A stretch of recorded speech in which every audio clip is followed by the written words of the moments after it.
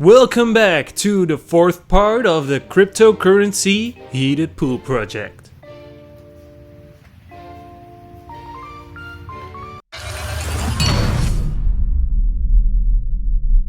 Hello everyone and welcome back to a brand new video from BuriedONE.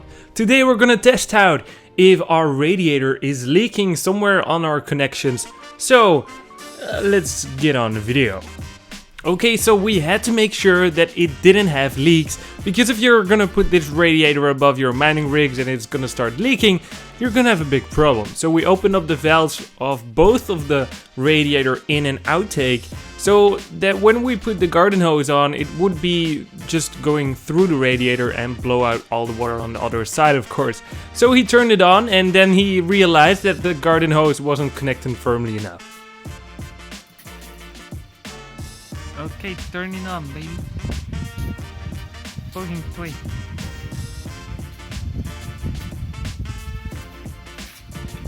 I'm gonna come.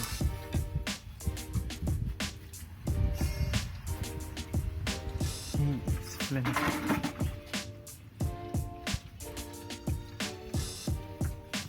Geen water nergens? Al? Yep. Okay, so he just said, is it leaking? Well, he doesn't speak any language. He only speaks his only main language, that's Dutch, and I'm the one speaking English only in my household. So yeah, that's a problem over here. So there was still no leakage, so that was really good. But of course, this is just running water, so that's no problem at all. And this thing holds like 10 or 15 liters of water, so eventually when it filled up all the 15 liters, it came out the other end. Okay, so the pressure valve that he's turning on right now is for the very end, when we need to release the air out of the pipelines. But meanwhile, it's doing pretty well on its job, like transferring its old junky stuff out of the radiator. The water was pretty clear after a while already, so that wasn't a big deal. But when we were testing this running water, we already had a leak on one of the big rubbers from the car radiator itself, because, you know, we're fitting a car radiator on regular household pipings. Well, that's gonna give you some serious fittings, so if one of those fittings are leaking, well, you have a high chance of leakages with so many fittings, as you can see. So it was leaking pretty hard, to be honest, so we needed to fix this up and give it another shot before we're gonna do the pressure test. Okay, so now we're tightening up the fittings so that we're gonna make sure that this one is not leaking before we're gonna do the pressure test, because we're gonna do a pressure test with this radiator, because the radiator pump that we're gonna be using is going to give us a pressure of about 1.5 bar or 15 psi to be exactly. I'm gonna try to be exact on these numbers, but 15 psi is pretty much pressure, so if one of your fittings just fails, it's gonna blow out a little bit of water all over the place. So that's why we encased this whole radiator with wood and stuff, so if it's gonna leak, the wood is gonna absorb it and expand, so that we're sure that it's not gonna splash onto our mining rigs.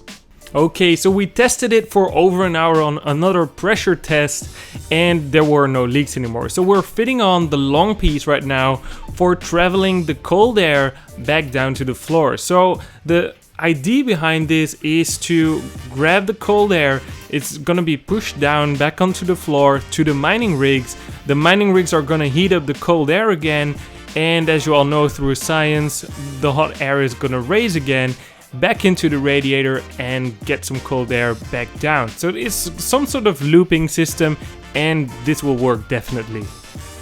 Okay, so next up we put an aluminum plate from some sort of fridge that we found, because we want to make it as cheap as possible.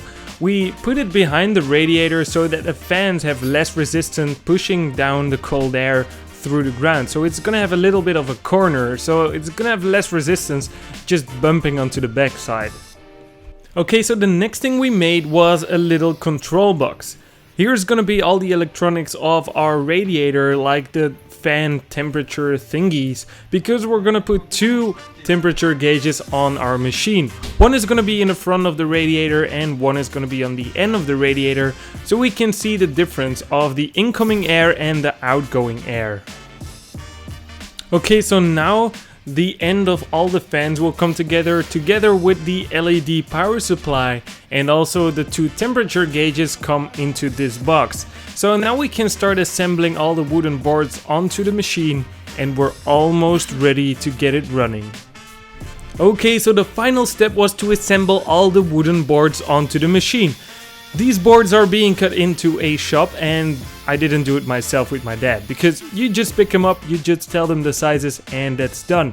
So as you can see, we also mounted the LED power supply onto the bottom of the frame, and you can see the temperature gauge is with the red and black thingies over there. So that was all done, but make sure you like this video, because I'm gonna make the next part of this video if I reach 250 likes on this one. So make sure you do this, because then you will have the second video tomorrow of this part. So this is gonna be really cool, because you are almost there. I already know what it does, but you guys don't. So make sure you like this video.